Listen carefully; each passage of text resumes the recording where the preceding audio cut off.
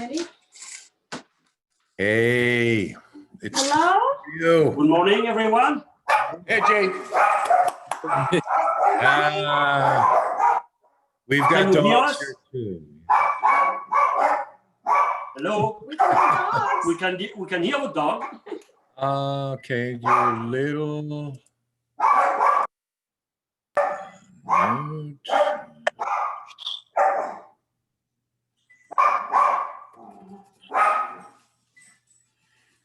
Hello, hello. Can you hear us? I can't hear you. Yeah, we can hear you. You gotta hit your hit the lower left-hand corner. Should bring up a menu, and you can hit mute so we don't hear your dogs. Oh, that's for somebody else, but you can hear us? Can you hear us? Yeah, we can hear you. Yes, we can hear. Good. Hi, I recognize I your finally, voice. I remembered. I only had to set 3 You were alarms. able to come this week. We're going to see how everything goes this time. We're attempting to make a recording for people who couldn't join us. That's been our challenge. So as long as you all can see and hear us, that's great.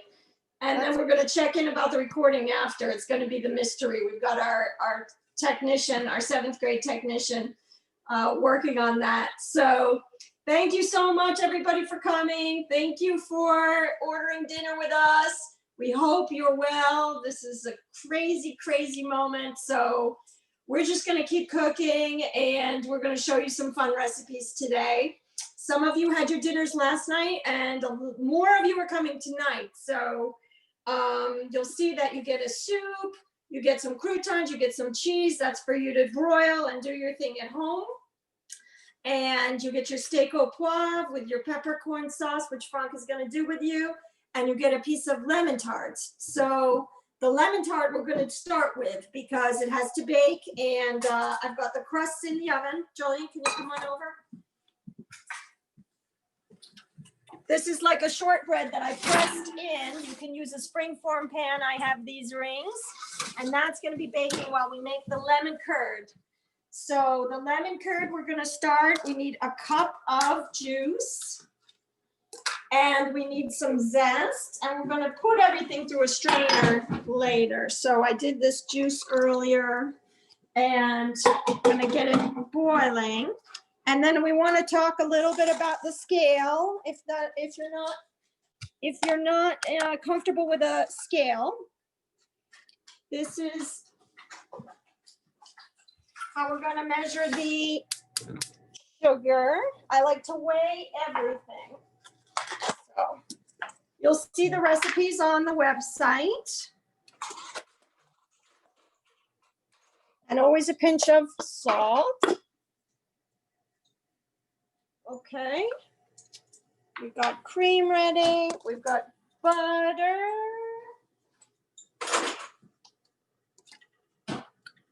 And all that boils, and then we add eggs. So Jolene, can you come on over here? So what I do with my scale, this is always super fun. I set it to grams, I set it to 0, and then I weigh, and I get a very accurate measurement every time. So 250 grams of sugar. I'm doing a smaller recipe today because I will be there with it. So do we stay outside when we call you? there we go. There we go. He's a very nice. Now we have. He has to be on the crate for us. All right, so the reason why I did the tart this way is because it's getting takeout. There's like millions of lemon tart recipes, and I have some that are very delicious, but they're very delicate. And I wanted something that would be a little more stable for takeout. This is the challenge that we have with what we're doing, is that you all are going to be carrying it home, maybe putting it in the fridge. Maybe you're not going to eat it today. Maybe you're going to save it for tomorrow. And I wanted something that the crust would stay crispy and the custard wouldn't be so delicate that it would smush in the box by the time you got it home. So this is why I'm doing a lemon curd instead of different recipes where sometimes I have a cream and some people have, some recipes have just cream and it's like a delicate custard. That just probably wouldn't make it home nicely. So this has a really yummy, creamy filling, but it's a little bit more stable because we're doing the lemon curd, okay? So this is also a really good technique to know how to do a lemon curd. So that's why I have a thick shortbread crust. That's gonna be a little bit, sorry, a little bit easier to work with.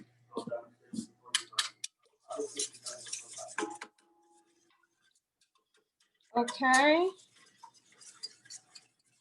What you always do with the lemon curd, you get your juice, your zest, your sugar, and your butter, you bring it to a boil. This recipe has cream, like I said, because it's for a tart, not just a lemon curd. Lemon curd you can use, if you have any extra, you can use it on toast. It's delicious, like a jam on a scone. It's my favorite. So it's all a good technique. So now we have the eggs waiting and the egg yolks. When this is going to come to a boil. Just breaking those up.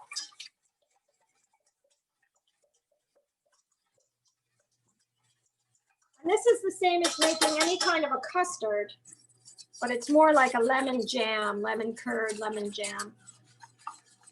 It's the same technique as making a custard where you're going to temper in the hot liquid to the eggs so that you don't get scrambled eggs.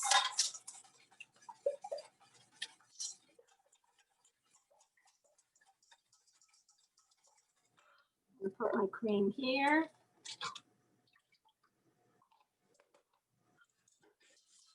Okay. Any questions, anybody?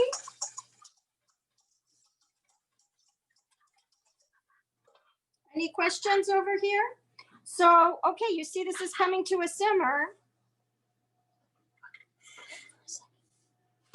And I'm just tempering it in. I put a teeny bit of the hot liquid, teeny bit more. Keep it moving, because we're not making egg drop soup. Thank you, Frank. You can film and hold the bowl steady at the same time. Can you believe how talented? We are people of many talents. Describing their kind of cult. Now we go back. And now we cook it out. Now, when I say cook it out, I just want to see it thicken and I want to see the first bubbles to know that the eggs are cooked. We're going to finish this in the oven. We're going to cook it again in the oven. So the eggs are definitely going to get cooked. But if it's a regular lemon curd that you're going to keep in a jar in the fridge to put on toast or scones or to use another time, you can, because it's all cooked out. Now, maybe you can see that this is starting to thicken. And you see that it's nice and smooth. Even though it's nice and smooth, we're still going to pass it through a sieve.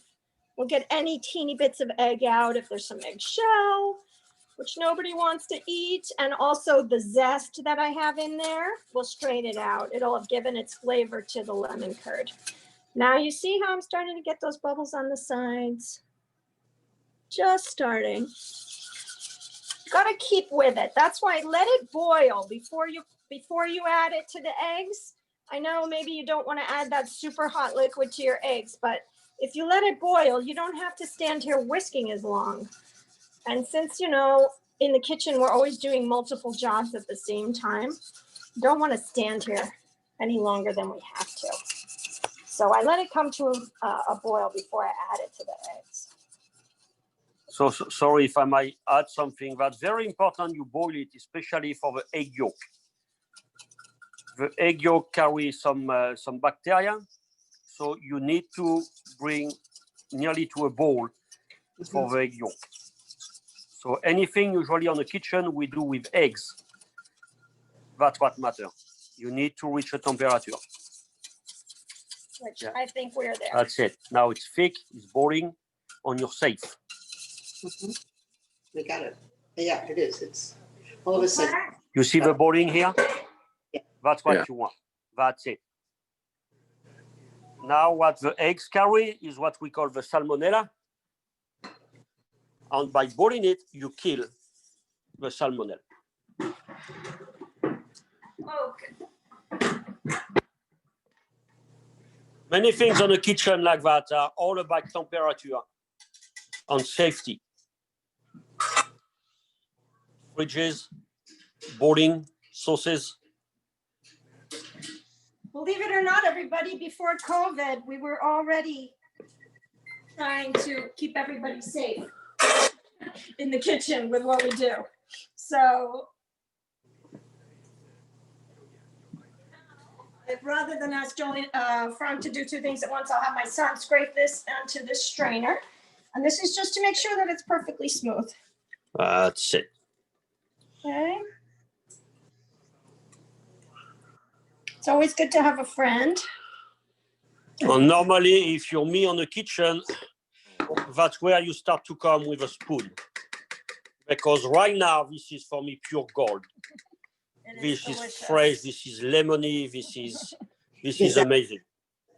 Look, it's the Yes. same as me now, so Yeah. that it's heavy and you just don't have the Another strength. thing that I do with this lemon curd that people really love is my frozen souffle glacé, a lemon souffle glacé. You take the lemon curd, let it cool, fold in whipped cream, and then you can add it some Italian meringue is what I do, or not, make it even lighter, and then you freeze it in souffle dishes. And it's a fabulous dessert. Take a couple of spoons.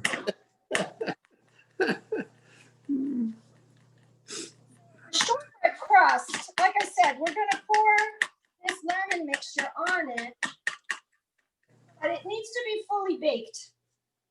It needs to be fully baked before we do that. Okay, Frank's already stealing. You see? Then I don't have enough. If somebody's tart doesn't have enough cream tonight, I don't want to hear that. That's a pure delight, yeah. That's a pure delight. That's so basically, like I say, now you can chill it and use it for something else, or you can, I like to put it warm on the warm crust and it bakes very quickly and easily to make the tart. And this will just make a very creamy tart, not too sweet. And able to transport. Can you change the source of sugar? Can you replace it by honey? Can you replace it by? Yes. Yes, you can. But you need to reduce the quantity. Okay. It's liquid. Okay, so we're gonna do a switcheroo. While these finish baking, they have to be fully baked before you put the cream on it. They won't get more baked, okay? So we want it nice and golden. That's my thing. I like pastry that's baked and golden, doesn't smell raw. So they need 5 more minutes. So Frank will start his steak. And we'll get back to this. I have a cooked one to show you after. Yes? Did you say you were going to put cream in it, or did I imagine, was that something different? Cream. I put the cream with the eggs. Okay, I missed that bit. And I Okay, might not have said it that way in the recipe. I'll double check and I'll edit that. okay. I just find that adding the cream, since that's not normally in my regular lemon curd, I don't want it to curdle with the lemon. So I wait till the lemon juice boils and add it in with the eggs. And when the lemon juice boils, that kills the enzyme in it that curdles the cream in normal circumstances. Okay, I understand. Thank you. I just didn't. You must have been fast. Okay, let's go for the steak now. Okay, brilliant. Okay, everybody. So that's it. We're on a big French classic dish, steak au poivre. First thing I always suggest for a steak au poivre, take a thick piece of meat. Okay, because by the way you're going to cook it and by the way you're going to finish it cooking on a sauce, it can be overcooked very fast. Okay, so filet mignon, strip loin, but thick. So this was a piece of terrace major, which is a very nice piece of meat and thick, and I like it. Okay. The second thing you have to take after that is your peppercorn. I never use a ground pepper because for me that's too thin and that's not the point of steak au poivre. But what you have to do, you take a pan like that on a roasting tray. Okay, on you crush your peppercorn like that. And here, and after that, you put whatever you want on pepper. That's the heat from the pepper you want. Frank, what are you using to crush those peppercorns? That's a copper pot. Any saucepan, anything that's round and can go in your pan. That's it. I see. Okay.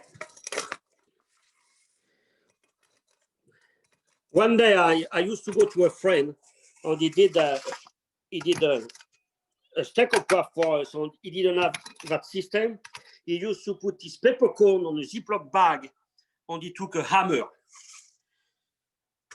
That's the way you can do, but that's Rose does a that. little bit extreme. You can put it also on a food processor. But like I say, I don't want it too thin. I like to have some piece of peppercorn on my meat, but not the whole thing, not the whole grain. So here you've got a mix of peppercorn, black, pink, or green. You've got the three. You see now, you've got some nice peppercorn crushed. Okay? So after that, you roll on it, you see? Me, I'm going to roll it nicely in it. I'm going to put a lot because that's what I like and because that's going to be my lunch. So that's what we call on the kitchen the quality control. Okay, now that's it. Now you've got your steak au poivre ready to be cooked. Okay, Julian, you're going to come with me. So we're going to put the pan on here. Okay. We're going to start with a touch of oil. So here I've got my chopped shallots, I've got some sour cream, some cream, and some cognac. Okay, cognac, Armagnac. What I wanted to say about that, the alcohol is completely up to you. I've done many steak au poivre with cognac, sometimes with Jack Daniel, sometimes with corn whiskey for Berkshire Mountain Distillery. More recently at the restaurant, I've done it even with Calvados, which I love the Calvados because that brings you a little fruity finish on your sauce, which I love. Okay, so we are going to start now with the steak.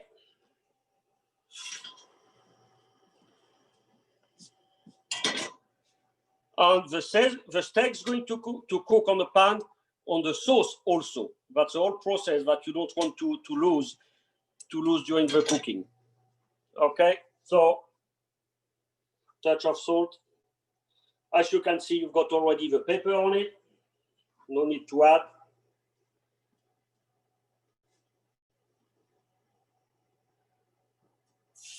And that's it.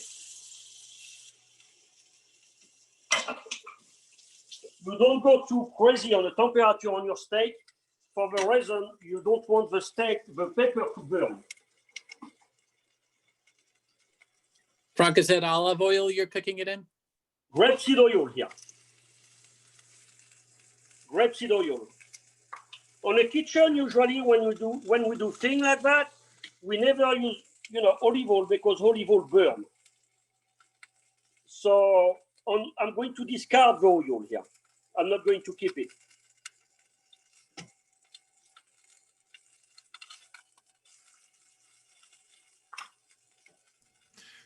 Frank, could you use avocado oil or? Yes. Can you talk a little bit about how to source the meat? Is it grass-fed? It was delicious. I had it last night. That's certified black Angus. But not grass-fed, no. Certified black Angus beef we use. Okay, now I'm going to use a touch of butter here.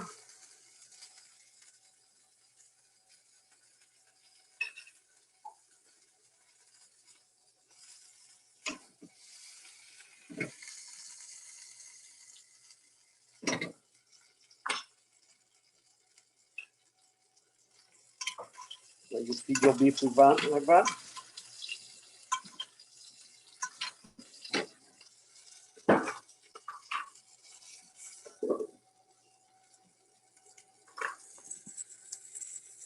Okay.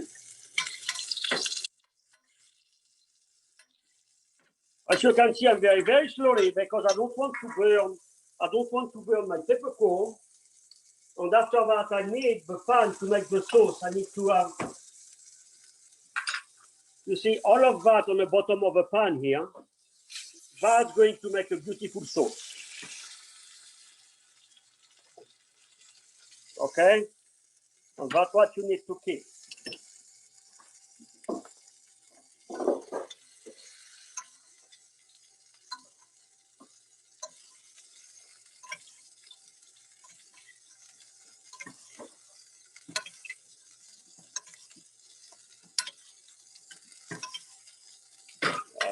Need to go slowly now. Now we're going to, so that right now my beef is rare. Okay, we're going to flambe the beef.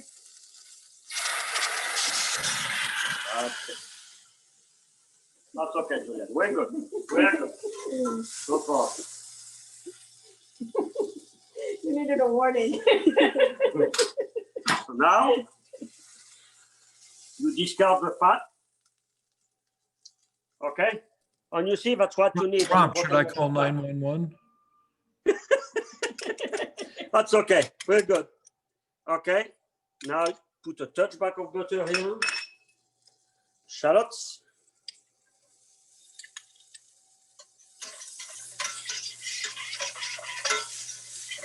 And now you can see, now you've got the nice smell of the shallots, peppercorn.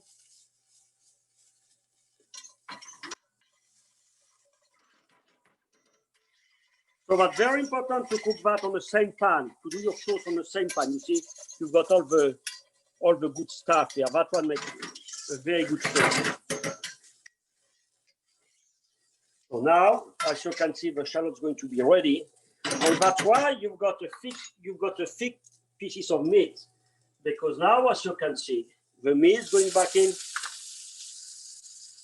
Touch more whiskey, cognac here. Okay.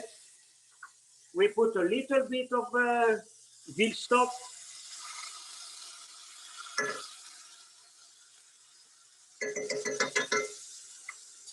Okay. Now we've got a little bit of cream, a little bit of sour cream, the whiskey here.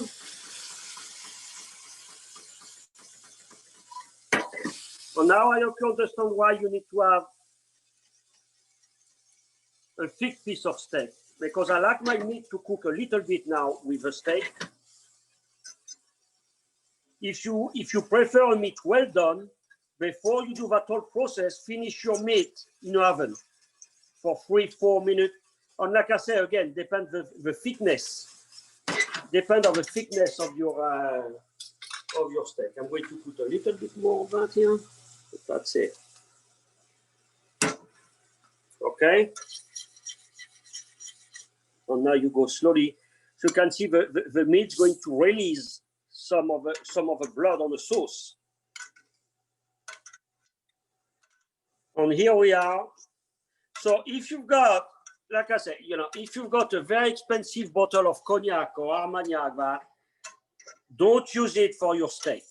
Just use a regular alcohol. If you don't have any big alcohol, just take Madeira, take port.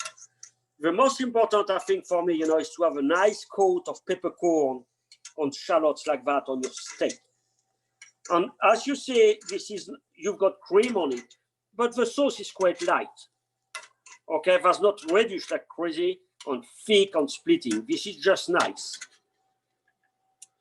On me, what I like you're going to have tonight, what you should do is you put some sauce on your steak, but put some sauce on your potatoes too, because I think the creamy sauce like that on the potatoes is quite nice. So this is it. Here you've got Now I'm nearly at medium rare. All is going to be ready. It's going to rest for a few minutes, and I'm going to have that for my lunch. So thank you very much.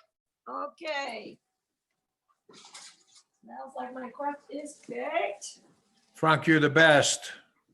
Oh, say that to my wife. No, Thank Rachel you, is Tom. bester. You're the best. You see, bester, Tom. I didn't hear that. No, I no, didn't no, learn no, that no. on You my- don't on my understand English. class. Yeah. You're the best. She's the bester. I know. It's in the way it English. goes. I've been told already, Tom. Right on my warm crust, it's gonna set it. I turn down my oven. So We'll have some fun. is your mix on the side? That's right. That's not Gonna going to go set. on the side. That's going It's to gonna set. set. right That's away? what I like. But if you have a springform pan, I would do it in a springform pan. I'm gonna show you how to release it as soon as I get these back in the oven. So my oven was at 400 for my shortbread to bake. And now I've turned it down to 325 for my lemon cream. Doesn't that just look awesome? And back in the oven. Now we're gonna bake it to set. You see how jiggly it is? We're gonna look for it to set. Take about 10 minutes. I don't think we have 10 minutes left on this Zoom, but we'll see. I have one cooked. So this is one that was cooked yesterday. I like to thoroughly chill it. And I just want to show you how I release it. The way you Cut want it. the way you want to chill it, that's easier to cut. Because it is quite delicate when it comes out of the oven. So I put my knife around the edge, paring knife, and now it's psychological. I think about the metal ring. I think I'm touching the metal ring. I'm not touching the cake. I'm touching the metal ring. I'm not touching the cake. And then there it is. And I don't have anything stuck to the ring. Okay. And now anything you're cutting that's a cheesecake or a mousse cake, a flourless chocolate cake, anything gooey, anything messy, this is what I do. And I have a blowtorch at work. If you have a gas stove, you warm your knife, Hot water. or you can have a pitcher of hot water if you don't have either of those things. And look at that nice clean cut. I wipe on a clean paper towel. I heat my knife. And I get a nice clean cut.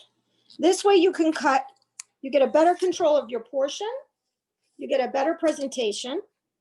Like I said, any gooey dessert, cheesecake, pecan pie, lemon tart, all right? And then you get a nice clean portion. And I'm gonna finish up very quickly because I believe we are going to be out of time. Any questions for anybody about anything, Siva? Et voila. So thank you, everybody, again. We'll look forward to seeing some of you in the parking lot tonight. All right. So And thank you very much for last night. Thank you very much for tonight. we'll see Thank you, thank you, thank you. And Menu or early December, after we get through Thanksgiving, we'll do another, okay? And thanks to everybody. stay safe, everybody. Stay safe. Thank you. You too. Thank you very much. Good job, Jolene. Bye-bye. Bye.